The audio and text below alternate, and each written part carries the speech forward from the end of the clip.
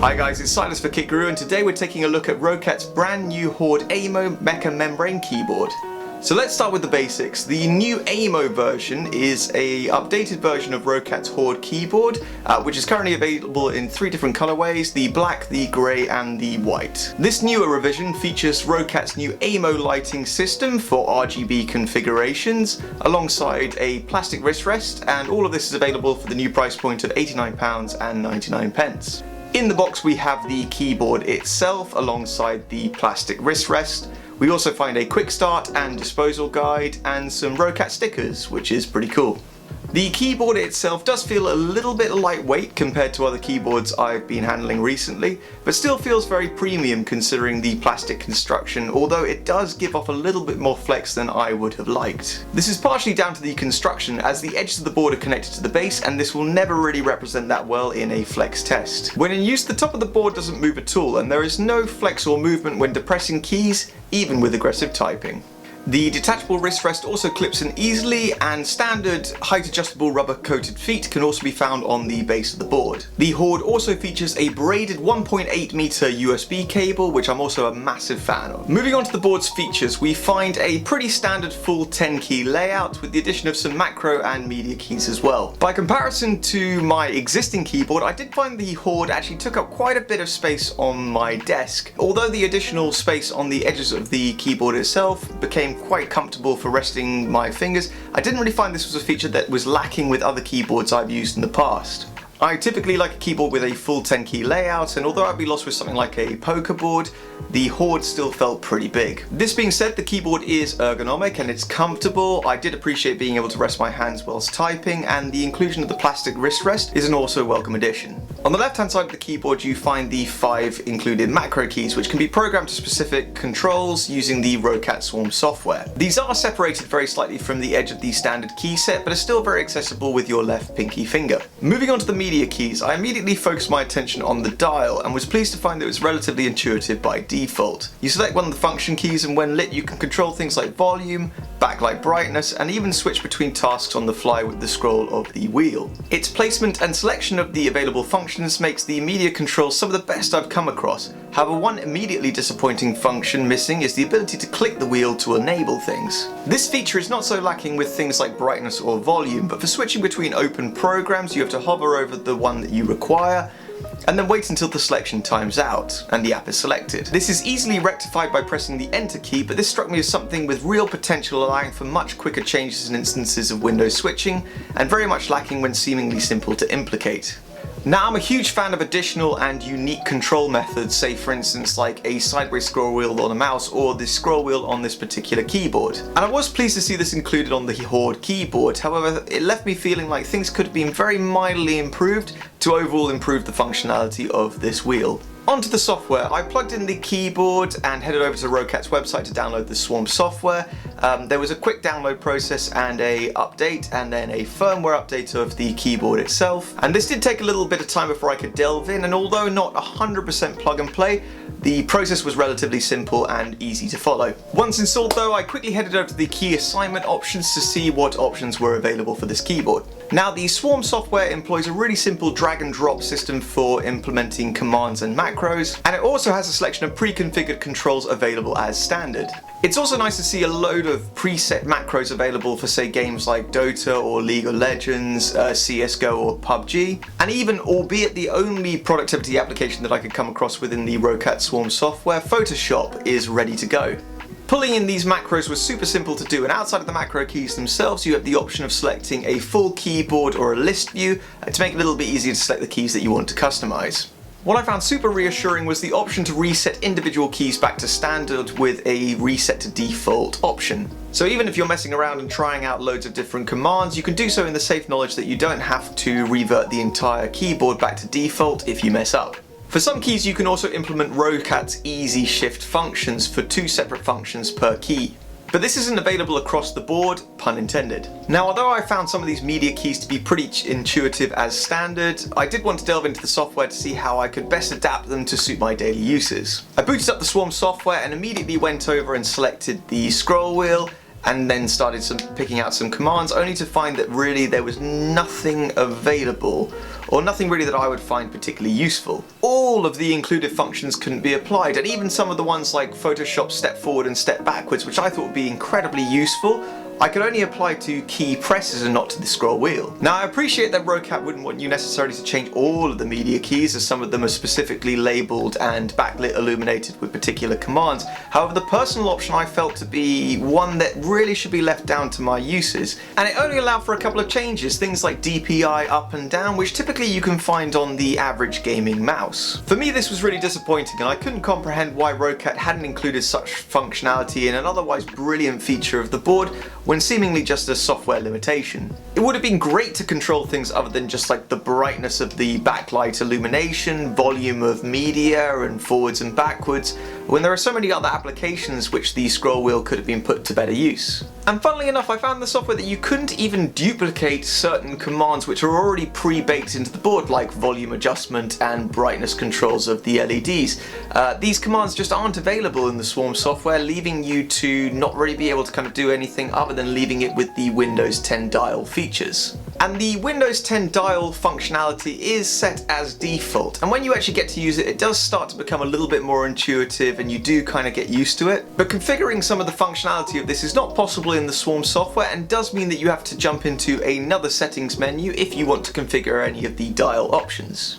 It would have been quite nice to see this all built into the Swarm software, rather than having to jump between different software applications and into Windows defaults to actually make changes to things on a keyboard from Roccat. Now when you do start to set up the wheel with the Windows 10 dial menu, the functionality does start to open up and you can start setting up individual controls for certain applications and control sets. But I would like to see more of this functionality incorporated into the Swarm software, rather than relying on what Windows 10 has to offer as default. The previously mentioned lack of a click wheel does mean that rather than clicking the wheel itself, Roccat have actually implemented that you click the little person button. So it is quite nice to see that this has at least been considered when they were lacking the functionality that the full, say, Windows Surface dial button does include.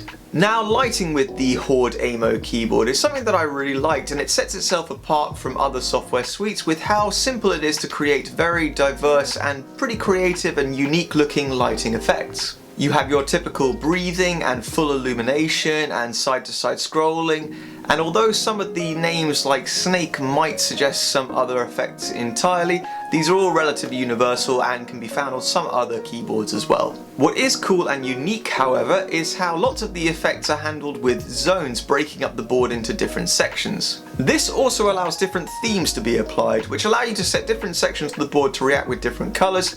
And because it's so simple to personalise each of these sections with your colour preferences, you can quickly switch through to the effect that you prefer, and then pick the colours that match your setup. When it comes to full RGB illumination, the AIMO Intelligent Lighting option is also one of the best RGB options that I've come across for a keyboard. Rather than your typical all-colour Mexican wave across the board option present with most other RGB keyboard options, also available with the Horde as a color wave, this option not only reacts dynamically to your key inputs and reacts with flashes of contrasting colors, but it also seems to meld all the breathing and pulsing effects together as one. This results in a constantly changing, never repetitively cycling display, which to me is far more appealing and more dynamic than other preset RGB lighting options I have seen. For those looking to add less obvious RGB peripherals to their setup, it seems like Roccat's AIMO Intelligent Lighting software optimized peripherals would be a great addition for a slightly more understated appearance. Also, if Roccat could bring out some kind of internal PC lighting strip that works off the same software, I would personally be interested. Now, the only complaint I have with the backlighting itself is that it's a little bit dull by contrast to some other backlit keyboards that I've used recently. And this is somewhat attributed to the membranical key switches themselves. So let's take a look at those. Now, upon first plugging in the keyboard and having a go, I found that it was completely different to any other keyboard that I've used in the past. Now, I must admit that initially I wasn't convinced and couldn't really understand why Roccat was suggesting that this membranical key switch would ever replace a mechanical option. As a long-time mechanical keyboard user, I found the experience like a little bit of a step backward. But when you consider this keyboard is not looking to outright replace a mechanical keyboard for those who are used to using it, but purely provide a slightly more feature-rich and premium option for those who prefer a membrane key switch, then all of these additions and premium features do become more apparent. Firstly, the typing feel compared to a mechanical keyboard. Although the keys themselves do tend to bottom out, because there's a membrane switch below them, they don't really fully bottom out. They tend to rebound very slightly, almost pushing your finger away rather than just trying to return the key to its initial position. This does make for a slightly more bouncy feel than you might be used to with a typical mechanical switch. However, I did find that I adjusted to it a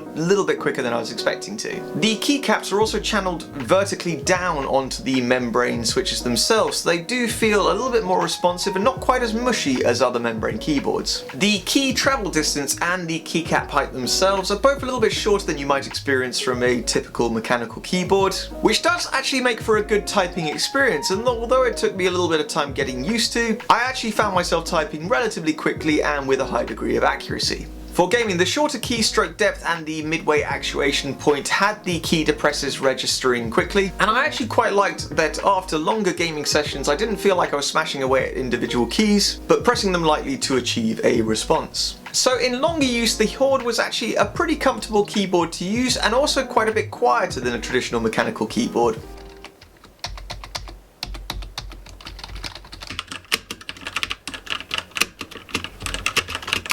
This also meant that my housemates were happier when I was typing for longer spells, even later at night. Equally, the same click-clack sound that you typically associate with a mechanical keyboard didn't come across as much through a headset microphone, which is also a big plus point for those looking to stream or for those looking to record better vocal audio whilst also typing. A plus point of the key switch design, it being a little bit more self-contained, does also mean that it's a little bit harder for dust and debris to actually get underneath the keycap itself, meaning that you wouldn't need to clean it as frequently as you might do with a mechanical keyboard. This does, however, limit the interchangeability of the keycaps, and another downside of this is that the lighting effects are a little bit dulled by the fact that the keys are so channeled. The lighting effect is a little bit more dulled, but I can see why Roccat have gone down this route. They're focusing on the key switch feel rather than necessarily the aesthetic of the lighting. So the Roccat Horde AIMO has actually left me a little bit confused. Initially I couldn't really understand why Roccat were trying to compare their mechanical key switch to a typical mechanical keyboard. It just seemed like a comparison which was too far off.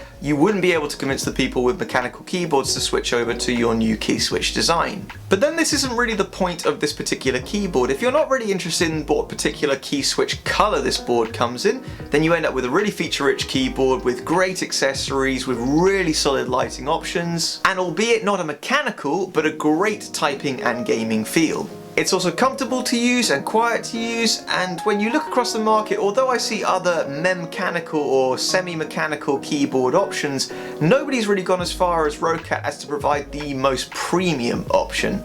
Little subtle additions add to this premium feel, like the inclusion of their little rail system on the top of the board, which allows you to go and 3D print or purchase things like iPhone or phone or tablet stands that can be clipped onto the board itself. Little touches like this make you feel like Roccat are actually going the extra mile. Now, although I like a lot of features of this board, the main downside to me seems to be the lack of functionality with simple things like the scroll wheel and media controls, which seem like if you're implementing them on a board, you should really back them up with the software. The lack of Roccat's own proprietary software support leaves me feeling like these additions are a little bit of an afterthought, and although I very much appreciate them being there, I'd very much like to utilize them outside of kind of more basic media controls. So let us know in the comments what you think of the brand new Roccat Horde AIMO keyboard. Do you think the added features and the benefits of things like media controls and macro keys make up for a lack of typical mechanical key switches, or do you think there are other membrane options or semi-mechanical options which do a better job? Make sure you like this video if you liked it. If you want more updates of upcoming videos from Kit Guru, don't forget to hit subscribe. I've been Silas for Kit Guru, and I will see you in the next one.